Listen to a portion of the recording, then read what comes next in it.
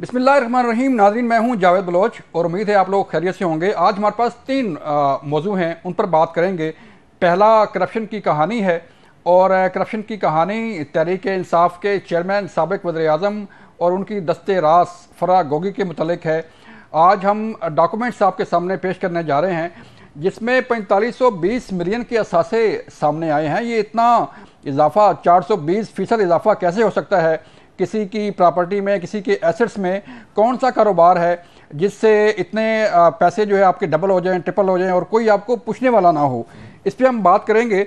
हमारे साथ मौजूद होंगे हाफिज़ एहसान अहमद साहब, सीनियर कानूनदान हैं, उनसे हम बात करेंगे। और फिर जो हमारा दूसरा हिस्सा है प्रोग्राम का, उसमें तहरीक इंसाफ के चेयरमैन के वकील नईम पंजोथा साहब हमारे साथ होंगे और उनसे हम पूछेंगे कि सादिक और अमीन का जो दावा था वो कहाँ गया।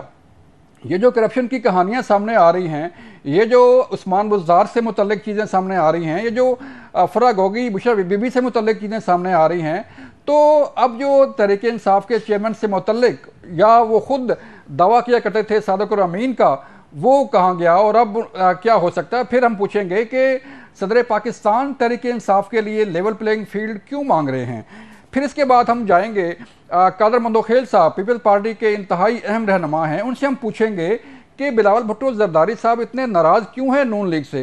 पहले कभी वो पीडीएम का हिस्सा थे, वज़ीर ख़ारजा थे, और अब वो कभी कहते हैं कि हम लाहौर का वज़ीर-ए-आज़म नहीं मानेंगे, और कभी कहते हैं कि नून लीग का बयानिया जो है वो तब्दील हो गया। अगर बयानिया इस तरह का हो तो हम उनका साथ देने के लिए तैयार हैं, या उस तरह का हो तो हम उनके साथ देने के लिए तैयार हैं। तो पीपल्स पार्टी हो चाहे नून लीग हो, कोई भी जमात किसी दूसरी जमात को किसी बयानिया के लिए कैसे डिक्टेट कर सकती है, हमसे बात करेंगे। सबसे पहले हम आज चलते हैं हाफिज़ एहसान अहमद के पास। हाफिज़ साहब, बहुत शुक्रिया हमें वक्त देने का। हमें सर बताइएगा, अकाउंटेबिलिटी जो है, सिस्टम जो है, उस पर हम बात कर लेते हैं। चलें, फराह गोगी एक शख्सियत थी, उसको एक्सेस थी वज़ीर-ए-आज़म हाउस तक, और उसके इतने एसेट जो है वो सामने आ गए। तो अब जो 190 मिलियन पाउंड का केस आपके सामने है, फराह गोगी के जो एसेट्स हैं उनके वो आपके सामने हैं, बुशरा बीबी की चीज़ें सामने हैं, उस्मान बुज़दार के केसेस आपके सामने हैं। तो बताइए कि जो साबिक वज़ीर-ए-आज़म हैं स्पेशली, वो कहाँ खड़े हैं? तहरीक इंसाफ कहाँ खड़ी है? इतने केसेस सामने आ रहे हैं, तो आप क्या समझते हैं कि कोई मुस्तक़बिल में मज़ीद भी कुछ चीज़ें सामने आ सकती हैं? जावेद भाई, बिस्मिल्लाहिर्रहमानिर्रहीम, आपका बहुत शुक्रिया। आपने अपनी ओपनिंग में कहा था कि पैसा कहाँ से आया। ये पैसा 3 जगहों से आता है। एक पैसा ये आता है, इसे कहते हैं स्ट्रीट मनी, कि आप मेरे पास आते हैं या मैं किसी के पास जाता हूं और वो मुझे फैसिलिटेट करता है कि मैं आपका ये काम करवाऊंगा और उस काम के बदले जो है मैं पैसे देता हूं या आप पैसे देते हैं।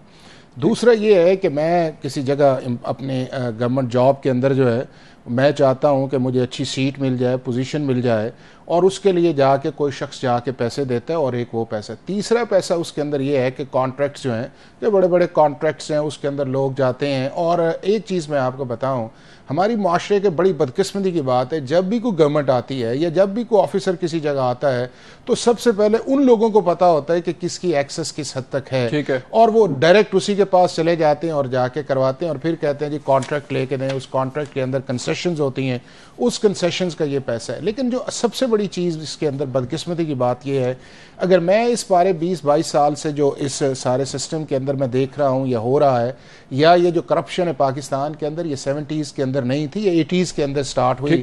उसके बाद ये है कि 3 चीज़ें जो हैं वो आहिस्ता आहिस्ता पाकिस्तान के अंदर पनप रही हैं। नंबर 1, पाकिस्तान के अंदर एक इंस्टीट्यूशनल कैप्चर है, और वो इंस्टीट्यूशनल कैप्चर जो है वो आम आदमी नहीं कर सकता, वो ख़ास लोग करते हैं, और ख़ास लोग ही इस मुल्क से अंदर पैसा बनाते। दूसरा ये इंस्टीट्यूशनल फेलियर है। इंस्टीट्यूशनल फेलियर इसलिए होता है कि जो पावर के अंदर लोग बैठे होते हैं वो अपने मर्जी के बंदे लगाते हैं, और वो अपना मर्जी का बंदा नीचे ट्रिकल डाउन इफेक्ट उसके अंदर करता है, और जब वो ट्रिकल डाउन उसका इफेक्ट करता है तो जो उस इदारे की जिम्मेदारी थी वो काम नहीं करता, तो उसके अंदर इंस्टीट्यूशन यही सिस्टम था ना, यही सिस्टम था कि फराह गोगी को इन किया गया, उस्मान बुज़दार को इन किया गया, और एक्सेस दी गई कि वो अपनी पोस्टिंग ट्रांसफ़र करवाएं और अपनी मर्ज़ी के बंदे लगवाएं, सिस्टम में इन हो, और फिर ये सारी कहानियाँ जो है वो 4520 मिलियन और 420% इजाफा सामने आ रहा है। तो खान साहब ये फरमाया करते थे, तहरीक इंसाफ के चेयरमैन साबिक वज़ीर-ए-आज़म, कि मेरी हुकूमत के दौरान, आपको याद होगा आपको स्टेटमेंट प्रेस कॉन्फ्रेंस में भी,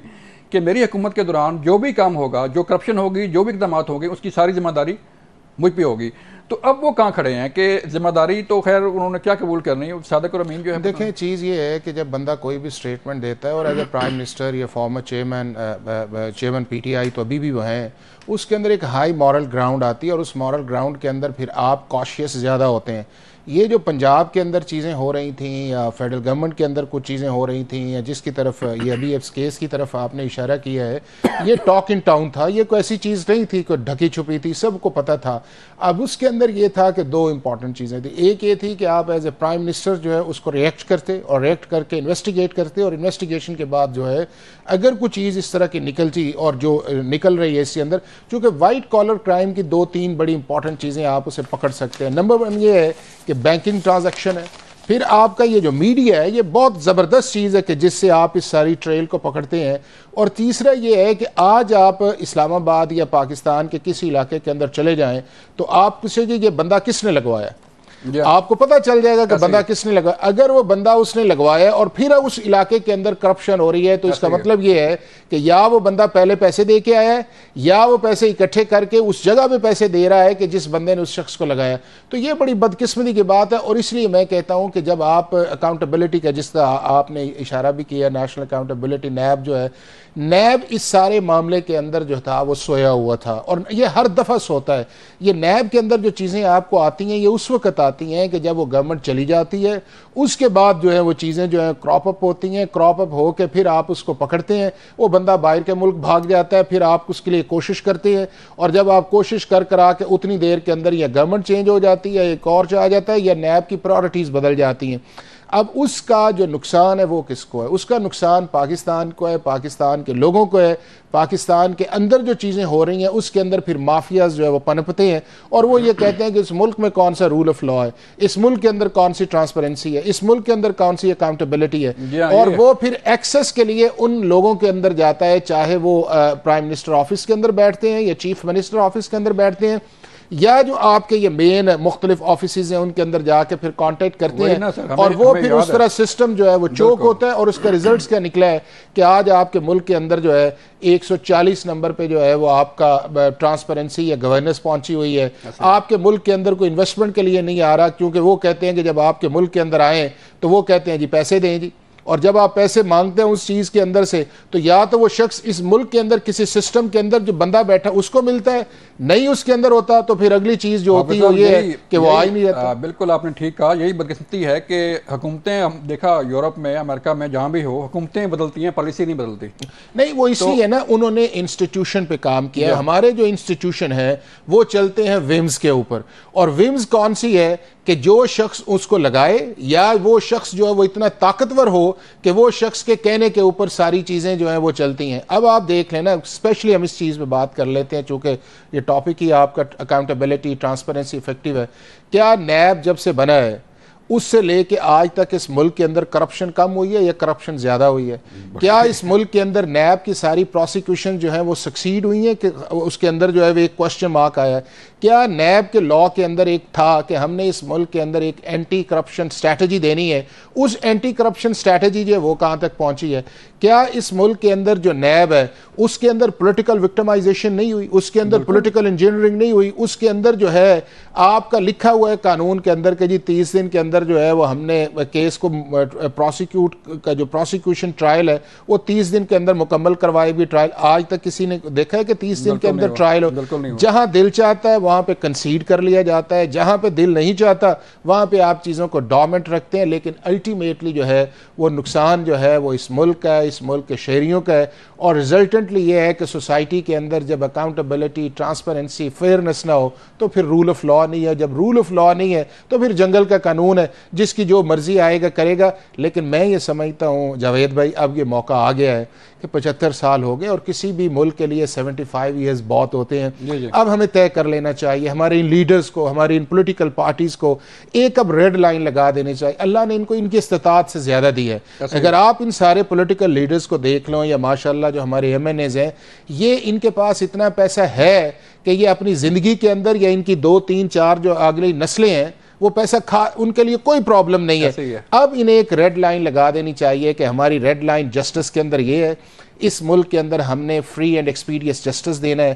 یہ ہماری ریڈ لائن گورننس کے اندر ہے کہ اس ملک کے اندر ہم نے ایک اچھا گورننس سٹرکچر دینا ہے کہ جس سے یہ ملک آگے بڑھے. یہ ہماری ٹرانسپیرنسی اور کرپشن ہے, اس کے اندر زیرو ٹالرنس ہے. اور اس کے لیے امپورٹنٹ یہ ہے کہ سب سے پہلے یہ کیا جائے کہ جو بھی اب اگلی حکومت کے اندر آئے, جتنے گورنمنٹ کے سینٹرک ادارے ہیں ان کا فوکس اس چیف منسٹر اور پرائم منسٹر آفس کے اندر آنا چاہیے کہ کون ہے ایسا شخص جو اس سارے سسٹم کو مینیور کر رہا ہے اور وہ آگے لے کے چل رہا ہے. وہ پرائم منسٹر کو بتائے, اگر پرائم منسٹر نہیں ہے میڈیا کو بتائے, چیزوں کو ایکسپوز کیا جائے.